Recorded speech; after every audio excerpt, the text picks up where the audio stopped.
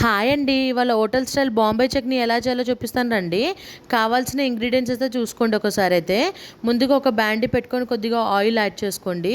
ఇందులో కొంచెం జీలకర్ర ఆవాలు ఒక 3-4 ఎండుమిర్చి వేసుకొని కొంచెం వేపుకోండి. ఇవి కొంచెం వేగిన తర్వాత ఇందులో చిన్నగా కట్ చేసుకున్న ఉల్లిపాయలు, కొంచెం పచ్చిమిర్చి, కొద్దిగా కరివేపాకు వేసుకొని ఒక్కసారి ఫ్రై చేసుకోండి. ఇప్పుడు ఇందులోనే కొంచెం అల్లం వెల్లుల్లి పేస్ట్ కూడా వేసుకొని బాగా కలుపుకుంటూ ఫ్రై చేయండి. ఇప్పుడు ఇది వేగిన తర్వాత చిన్నగా కట్ చేసుకున్న క్యారెట్ ముక్కలు, ఆలుగడ్డ ముక్కలు వేసుకొని కలుపుకోండి. ఇప్పుడు ఇది బాగా వేగిన తర్వాత ఇందులోనే కొంచెం పసుపు, కొద్దిగా సాల్ట్ వేసుకొని ఒక్కసారి కలపండి. ఇంకా ఫైనల్గా అయితే కొద్దిగా టమాటా ముక్కలు కూడా వేసేసుకొని వాటర్ పోసుకొని ఒక మూత పెట్టేసి ఒక 5 మినిట్స్ వరకు అయితే కుక్ చేయండి. వాటర్ కొద్దిగా మసిలిన తర్వాత ఇందులో మనం శనగపిండిని పల్చగా కలుపుకొని ఇందులో పోసుకోవాలండి.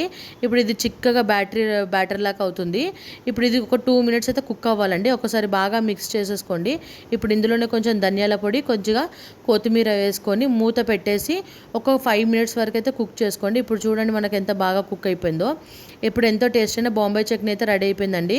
ఈ రెసిపీ వచ్చేసి మనకు పూరీలో కానీ దోశలో కానీ చాలా బాగుంటుంది. నచ్చితే మాత్రం సబ్స్క్రైబ్.